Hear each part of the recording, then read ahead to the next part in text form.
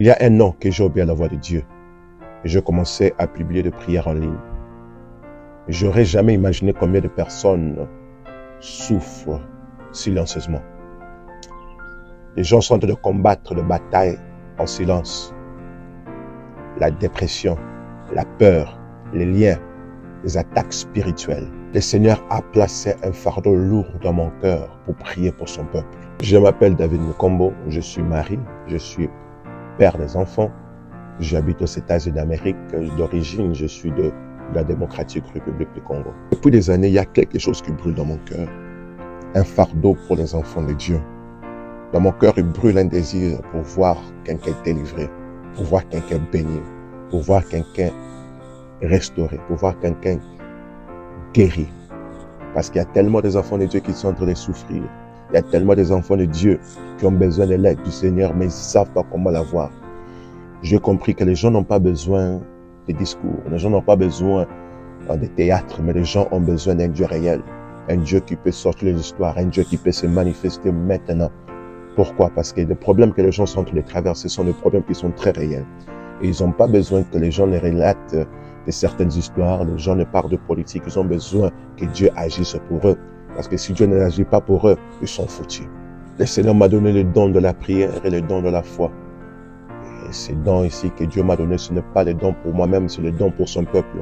Et je vais utiliser ces dons ici de la manière que le Seigneur va me conduire de l'utiliser avec toute la force que j'ai, parce que quelqu'un doit recevoir sa victoire, quelqu'un doit recevoir sa guérison, quelqu'un doit recevoir sa bonne santé, quelqu'un doit recevoir sa restauration. Et moi, ma prière, c'est que même une seule âme soit baignée par mon ministère, ça va me donner beaucoup de joie, parce que le Seigneur est encore capable et le Seigneur est encore vivant.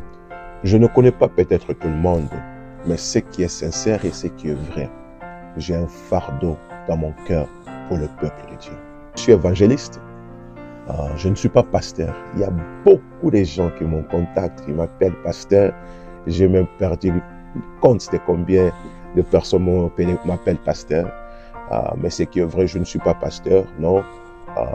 Mais si c'est dans la volonté du Seigneur, peut-être dans le futur, là, je vais accepter ça avec toute grâce, avec toute force, si c'est la volonté de Dieu.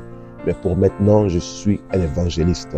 Pour maintenant, je suis focalisé sur mon ministère de la prière. Mon ministère de la prière est de prêcher, d'exhorter les enfants de Dieu, pour les encourager, pour être à mesure de vaincre de cette vie que nous sommes en train de vivre, parce que cette vie que nous vivons, ce n'est pas facile. Je suis encore en train d'apprendre, je suis encore en train de grandir, et chaque jour, je dépends de l'aide du Seigneur.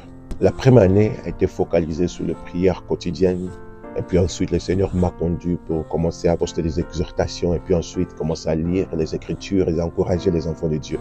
Pour cette deuxième année, je me focalisais sur les prières en direct, et j'ai créé aussi un comité, un groupe de prières. Si tu ne fais pas partie de ça, vraiment, contacte-moi. Je vais te montrer comment tu peux faire partie de ça. Parce que je crois que ça sera une bénédiction, non pas seulement pour toi, mais pour toute ta famille. Parce que la victoire pour un chrétien, c'est dans la prière. Si le Seigneur met le désir dans votre cœur pour m'inviter, vraiment, n'hésitez pas de me contacter. Soit aux réunions de réveil, soit aux campagnes, aux réunions de prière, à l'église. Là, le Seigneur va m'ouvrir les portes. Je vais aller avec force et courage, avec la puissance du Saint-Esprit pour apporter sa parole et l'encouragement aux enfants de Dieu. Là, les enfants de Dieu ont besoin de l'aide éternelle. Et je crois que mon ministère sera une bénédiction partout que le Seigneur va ouvrir les portes pour que j'aille, pour apporter la parole et une aide à ses enfants. Et si ce ministère a été une bénédiction pour toi, j'aimerais que vous restiez connectés. Vraiment, abonnez-vous, aimez, partagez, surtout partagez avec les autres, parce que si vous avez été bénis, je crois que vous allez aussi vouloir que les autres soient bénis. Alors, n'hésitez pas vraiment de partager avec les autres. Et comme je venais de dire tantôt, j'ai créé aussi un groupe de prière, des comités de prière. Là, vous serez restés branchés à nous. Là, vous allez être annoncé que nous sommes prêts à aller en direct pour le prière. Là, vous n'allez pas manquer cela parce que vous serez bénis. Non pas seulement vous, mais votre famille entière sera bénie. Ça sera une grande bénédiction pour vous, enfants de Dieu. Et les prières en direct sera chaque semaine. Dans cette nouvelle année ici, ça sera chaque semaine.